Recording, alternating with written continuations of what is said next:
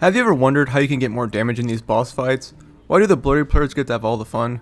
Or which magazine attachment you should run? There's just too many of them, I can't decide which one to use. Well, you're in luck because I got the answers for all these questions, and I'm not only talking about Fallout. Wink wink. Alright, enough messing around. So you came here to find out how to increase your damage in boss fights and put those drooling bloodied players to the sidelines. Well, I'm going to tell you just how to do that. All of the magic happens in the weapons workbench. You'll want to navigate to the magazine attachments and look at the options. At first glance, this can be kind of overwhelming as there are just way too many options for this.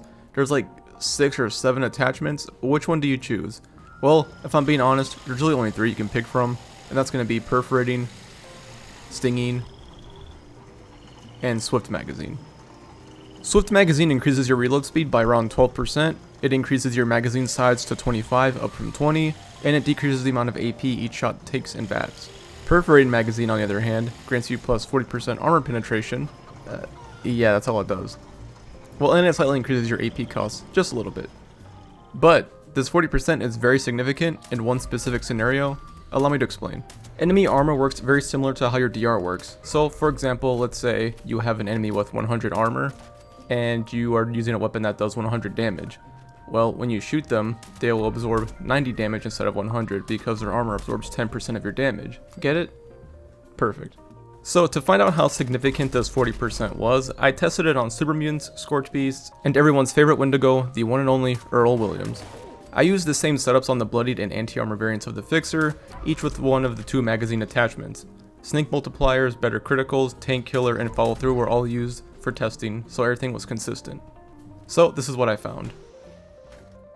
I found that on Super Mutants, the perforating magazine actually hurt your overall damage and DPS because having 5 less bullets means you're missing out on 5 shots worth of damage. And when you're sneaking and using all of the above perks, yeah, that damage really does add up from just 5 bullets. It was a pretty large amount. For this reason, perforating magazine misses out on a total of 16% damage on bloodied weapons and 20% damage on anti-armor weapons.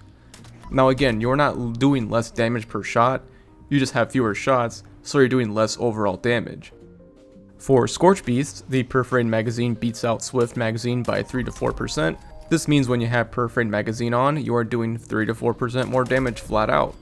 However, I will not pretend that 3 to 4% more damage isn't something that's that enticing. Like, it's not something that really can be a make or break for your build here. So, for that situation, I don't think it necessarily warrants using perforating over Swift, but those are the numbers. The last test I conducted on Earl Williams, it kind of blew my mind. When you're using perforating magazine on Earl, you get a staggering 41% more damage on the anti-armor Fixer and 50% more damage on the bloodied Fixer compared to you using Swift magazine. This is a monster increase to your damage. With this combination of tank killer, anti-armor, and perforating magazine, your rifle will do more total damage and DPS than a bloodied rifle. Just let that sit in. An anti-armor weapon is doing 40% more damage than a bloodied weapon. That is kind of insane. And yes, this combination does result in you having over 100% armor penetration, so that might be the reason as to why you're doing extra base damage. I do want to make a note that these findings only apply to ballistic based weapons. Energy weapons, since they can't equip the perforating magazine, are not able to outperform their bloodied counterparts in these boss fight situations, or really in any other situation. So some key takeaways from the video: Swift magazine is pretty much better for everything outside of bossing, while perforating magazine excels specifically at bossing, giving you a very, very large damage bonus. And as a final note, stinging magazine is a fine replacement as it gives you the best of both worlds. You get plus 20% armor penetration and a magazine size of 25. So pick which one best suits your playstyle and have fun with it. Personally, I suggest having an anti-armor 25-25 Fixer on standby for those boss fights. But for everything else in the game like mobbing or expeditions, something of that sort, I would bring a bloody 25-25 Fixer. But hey, that's just me, and that's just my opinion. If you enjoyed the video or learned anything useful, please consider subscribing as we're getting ever closer to that 500 subscriber milestone. Also, to commemorate this video and reward those still watching, I'll be giving away a Fixer or a handmade on PlayStation with the 25% faster fire rate and the 25% less VATS cost legendary effects. All you gotta do is comment down below which one you'd like and how you've been enjoying Fallout 76 lately.